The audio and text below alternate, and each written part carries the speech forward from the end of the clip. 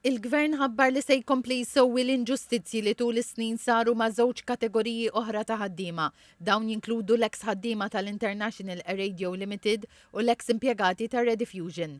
F'konferenza tal-aħbarijiet, il-Ministru għall-Politika Soċjali u Drittijiet tat-Tfal spjega li ż-żewġ skemi ġodda jinaqdu ma' għexieren oħrajn li ħaddem il-Gvern biex jindirizza dawn l-anomaliji.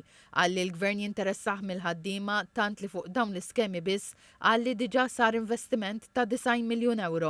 Ma' skemi mirati biex nindirizzaw inġustizzja u anomaliji li seħħew fil-passat. Il-muħabbarna żewġ skemi ġodda, waħda hija mirata għal-eks ħaddiema tal-International Aero Limited li mbagħad kienu ħadmu f'dik li avjazzjoni ċivili wara 1979 u ħaddiem oħrajn li kienu ma' kumpaniji ta' Rediffusion Group of Companies illi mew marru Telemalta qabel l-ewwel ta' jannar ta' 1978 u kien hemm ħaddiema wkoll li kienu ġew impjegati qabel dik id-data. Iż-żewġ kategoriji kellhom talba tagħhom miċħuda legalment, imma l-Gvern derlu li għandu jindirizza dan l-anomaliji wkoll.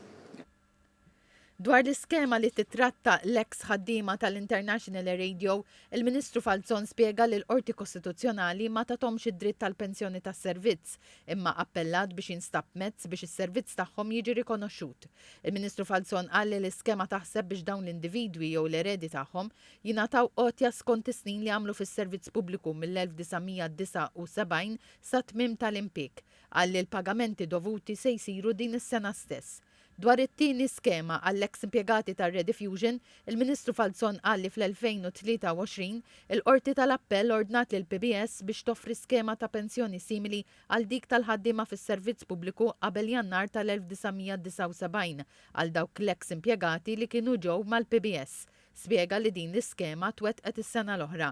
Min-naħa l-oħra, gruppi ieħor ta' eks impjegati ta' Rediffusion li ġew assimilati fit-Telemalta kienu għamlu kawża kontra l-Go bħala s-suċċessur tat-Telemalta biex jingħataw l-istess pensjoni iżda l-qorti ċaħdet it-talba.